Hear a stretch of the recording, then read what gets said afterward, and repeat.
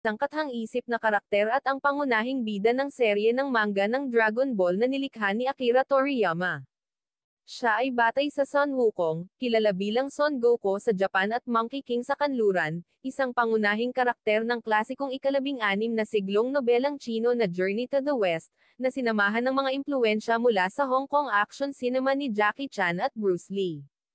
Ginawa ni Goku ang kanyang debut sa unang kabanata ng Dragon Ball, Bulma at Son Goku, na orihinal na inilathala sa Weekly Shonen Jump magazine ng Japan noong 3 ng Disyembre taong 1984.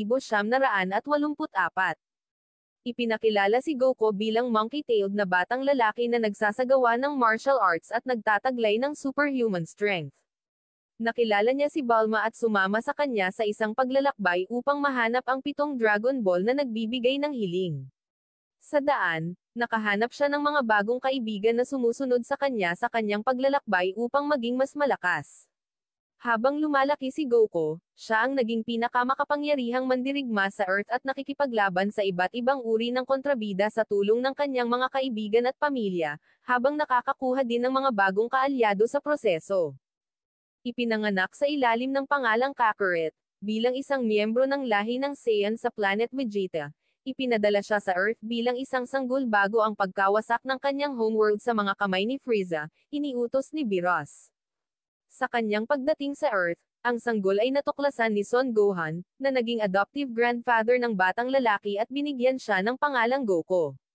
Ang kabaitan at mga turo ni Lolo Gohan ay nakakatulong upang higit na maimpluwensyahan si Goku, na kalaunan ay pinangalanan ang kanyang unang anak na lalaki na Gohan bilang parangal sa kanya.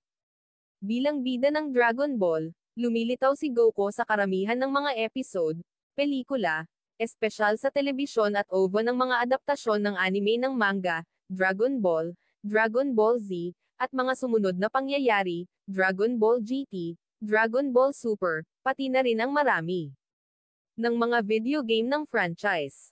Dahil sa internasyonal na katanyagan ng serye, naging isa si Goku sa pinakakilala at iconic na manga, anime character sa buong mundo.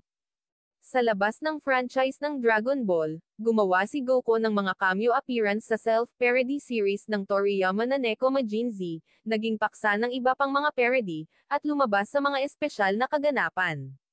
Karamihan sa mga taga-kanluran ay ipinakilala ang pang-adultong bersyon ng Goku na itinampok sa Dragon Ball Z anime, na inangkop ang huling 26 na manga volume ng Dragon Ball, kumpara sa kanyang unang hitsura bilang isang bata dahil sa limitadong tagumpay ng unang serye ng anime sa ibang bansa. Ito na po ang result ni Goku. Kung nagustuhan nyo po ang aking video, huwag kalimutang mag-like, comment, share and follow. Thank you for watching guys.